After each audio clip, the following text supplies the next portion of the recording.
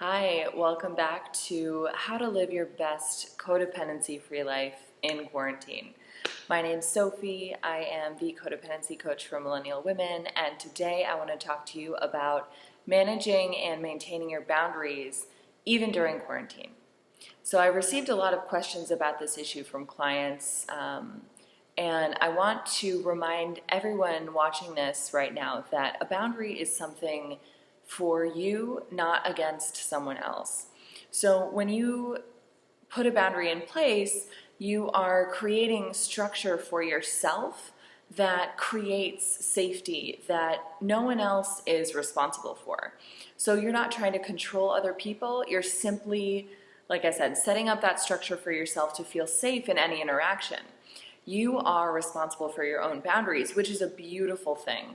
You try to put your boundaries and your well-being and your happiness in the hands of someone else, and that didn't work.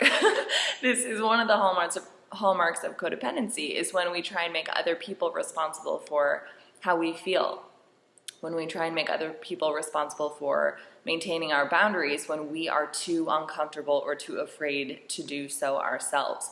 So I am so happy for you that you have this opportunity now to finally learn this skill if you have not yet already learned it. This is a perfect place for you to really learn how to create boundaries that serve you, how to set them even when it feels impossible, even when people around you don't support them, and how to support yourself through that process. So let's get started. So something I hear a lot is, it feels impossible to maintain this boundary in quarantine. I'm quarantined with someone that I'm setting a boundary with, and it just seems too hard. It's just not worth it. It would just be easier for me to go along with whatever they wanted me to do than to try and quote unquote fight back and maintain my boundary, to uphold that boundary. And what I want to say to this is, it might seem simpler or more comfortable in the moment to appease someone else by bending your own boundaries and abandoning yourself in that way, but you do need to look at the long-term effects of this. So how are you affecting your own relationship with yourself when you do this? In what ways is your relationship with yourself being eroded when you choose slight comfort and other people's comfort over your own well-being, over the boundaries that you've already set for yourself? This is a decision you made. You decided on a boundary that you wanted to set in a relationship, and when the going got hard, you sort of left yourself high and dry. So think about the longer-term effects of choosing comfort in the moment over the discomfort, but more self-honoring activity of actually upholding that boundary. And when you take it there, when you think of it in those longer-term perspectives, you'll often find that you are willing to sit with the present discomfort in order to preserve your own self-trust, in order to preserve the relationship you have with yourself in the long term. And this is a choice you get to make every day.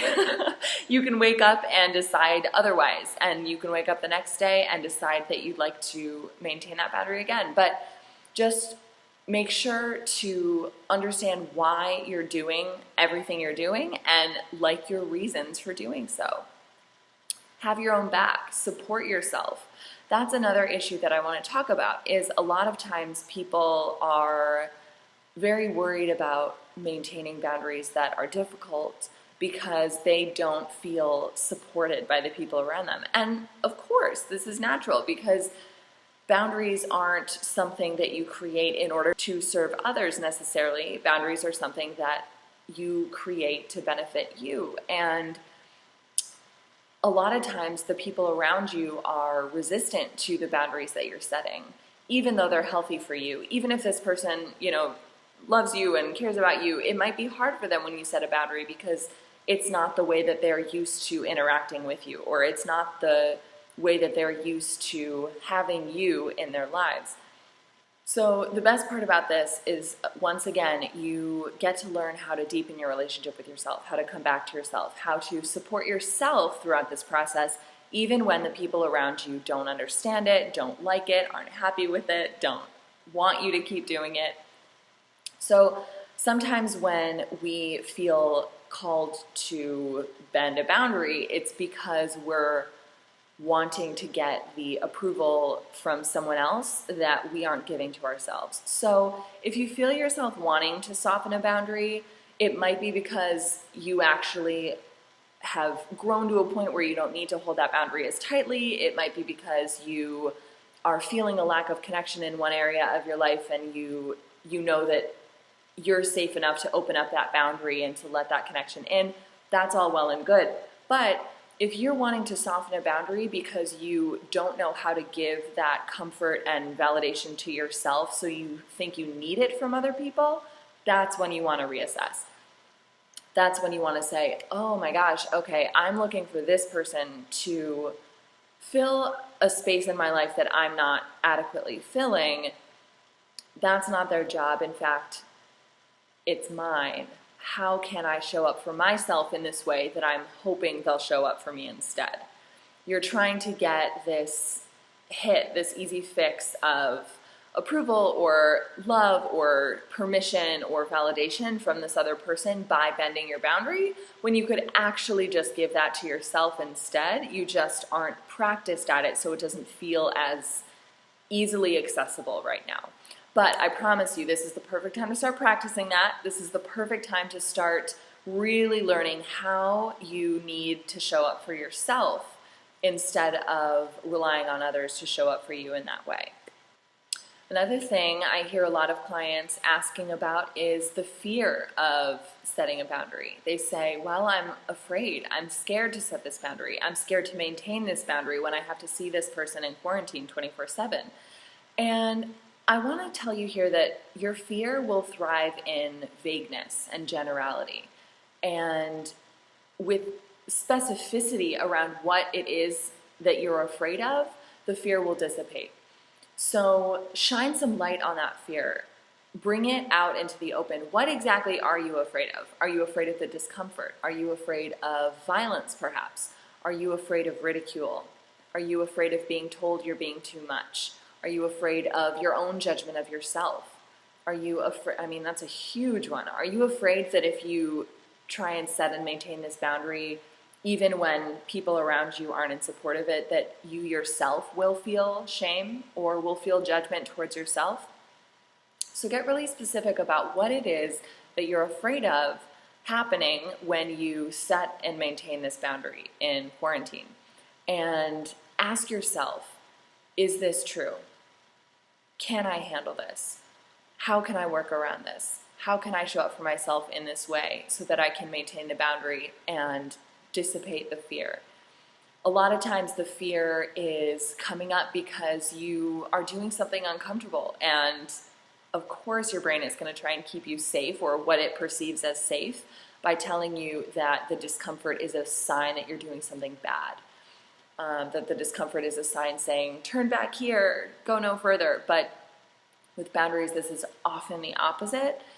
Oftentimes when you set boundaries and there is discomfort, it means that that was a boundary that you really needed to set, and that was a really good decision for you. So just check in with yourself which one it is. And again, whatever your reasons for doing something, get clear on those reasons and make sure you like those reasons.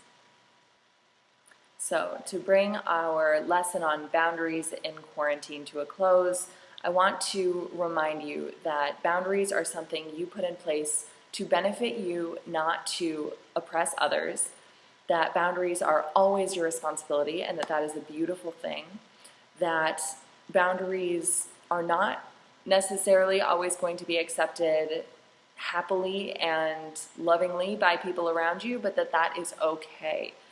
Whatever discomfort you're feeling around that, you can handle it, I promise. You can show up for yourself in whatever way you need to. You can support yourself through this process, and in doing so, develop this incredible, trusting, loving, strong relationship with yourself that will further prevent you from ever having to rely on other people in a way that would encourage you to abandon yourself and bend those boundaries that you've set in place. So I commend you for doing this work. It's hard work, but I'm so proud of you, and you should give yourself a round of applause as well for doing this work, for setting these boundaries, for maintaining them even when it feels hard, even when it feels impossible, even when it's uncomfortable.